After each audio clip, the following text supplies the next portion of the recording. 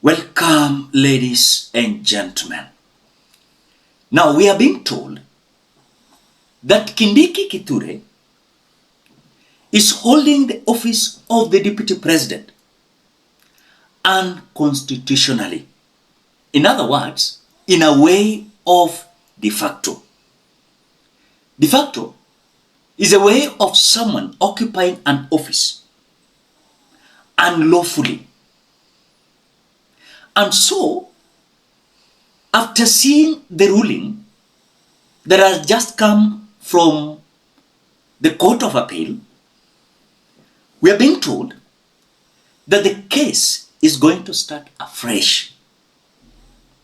In other words, when the Kerugoya Court, High Court, gave GACHAGUA a conservatory order of making Kindiki Kithure not being sworn in, and the bench of the judges that lifted the conservatory order, we are being told that they were constituted unconstitutionally because the Deputy Chief Justice, Philomena Mwilu, is the one who empaneled that three bench judges. And so, according to the Article 165(4) of the Constitution, says that this mandate has been rendered to the Chief Justice alone, not the Deputy Chief Justice. So when the Deputy Chief Justice gave out these three bench judges and they lifted the conservatory order of making Kindiki to be sworn in, and now it has been said it is null and void, then the case is starting afresh. And so, Kindiki is just holding the office in a way of de facto, not as per the Constitution. I want you to listen to more details, but before we listen to more details, as you always do, ensure you like the video. When you like the video, you automatically support the work that I'm doing in this channel, because sometimes you watch and you forget liking the video. So this is just a reminder. As you watch, please consider liking the video. Thank you so much for that like. After the Senate impeached Deputy President Honorable GACHAGUA, there was a number of cases were filed. And in those cases that were filed, and the following day, first of all, the Parliament, within 4 hours, they received the nomination of Honorable Kindiki, and they approved the nomination. Right. Then, but before now the swearing in could be carried out, a number of cases were filed. One of those cases in Kerugoya, they issued, and another case elsewhere, they issued in Nairobi, they issued orders to bar one of them to stop the decision of the Senate, and number 2, to stop the swearing in of Honorable Kindiki. Now, as a result of that, when the matters came up for hearing, the Chief Justice was not in the country. So the Deputy Chief Justice, Honorable Mwilu, appointed 3 judges. Those 3 judges were to hear those petitions. The appointments were made on Saturday, but we went to court the coming Tuesday. One of the issues when we went to court was to raise the authority of the Deputy Chief Justice to appoint judges, because the Constitution, Article 165(4) of the Constitution says that where a case, a petition, raises substantial questions of law and a judge of the High Court has certified that, then the Chief Justice shall appoint a bench of either 3 or more judges to decide the case. Now, the Article 165(4) of the Constitution does not share that power with the Deputy Chief Justice. It is an exclusive function of the Chief Justice or a person acting as Chief Justice for purposes of being able to exercise that power.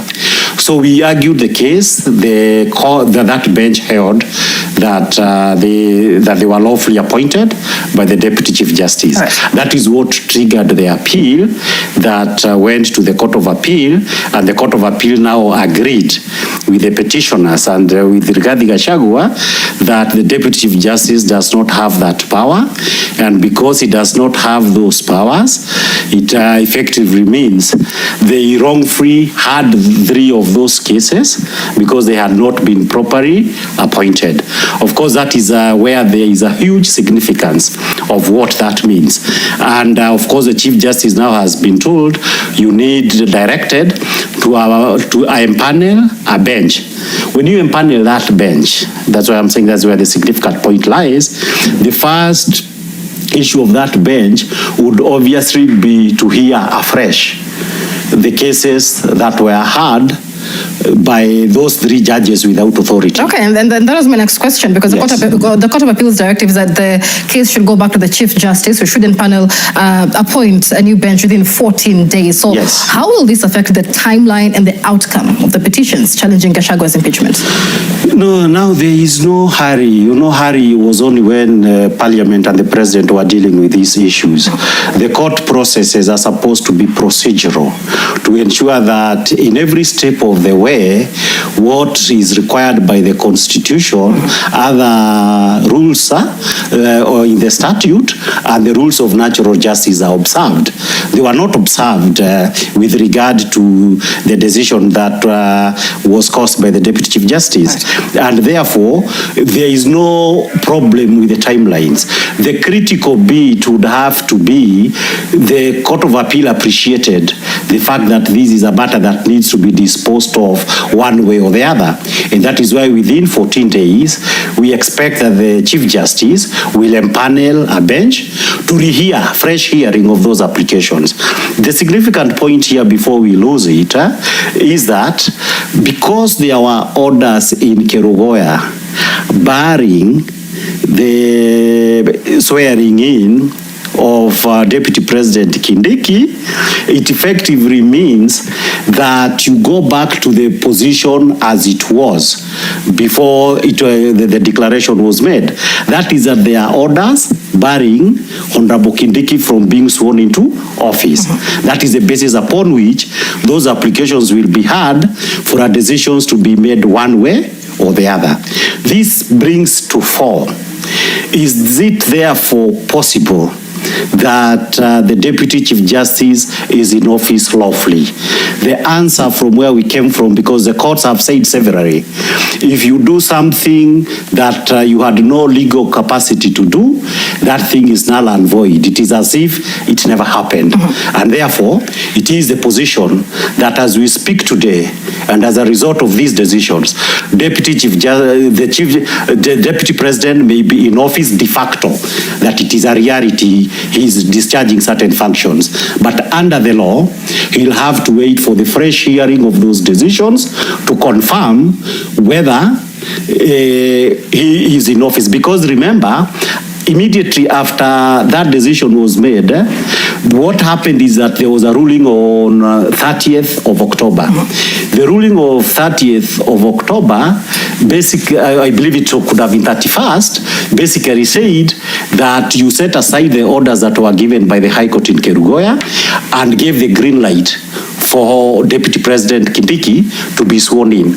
Now that we have reversed the position and gone to the position where there are orders, it is our position, and we shall be taking it to courts very soon as we have that bench, to be able to say that probably Kindiki, until the illegality of whether he's in office lawfully has been settled, he should stop carrying himself, passing himself off as Deputy President. All right, we don't have too much time, Kibe. Finally, the Court of Appeals ruling is likely to set a precedent for future cases, especially where the Deputy Chief Justice has played a key role.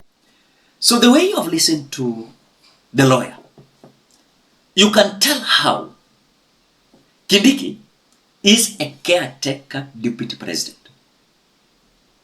A caretaker Deputy President. He's just holding that office. But it is not lawfully. It is not lawfully. So the case is going to start afresh. And so the lawyer says they are going to start with the conservatory order that came from Kerugoya High Court. Then later, They will start with the case, the judicial process is going to start afresh. And the Chief Justice has been given 14 days to reconstitute a 3-bench judges. Are you getting that? So, in another way, Rigathi Gachagua is being cleared. Number 2, it might be a game, which we are still waiting how it is going to unfold. What do you think? Drop your opinion at the comment section below. Otherwise, thank you so much because of your great support. Please consider subscribing, liking, commenting, and sharing this video. Till we meet in another video.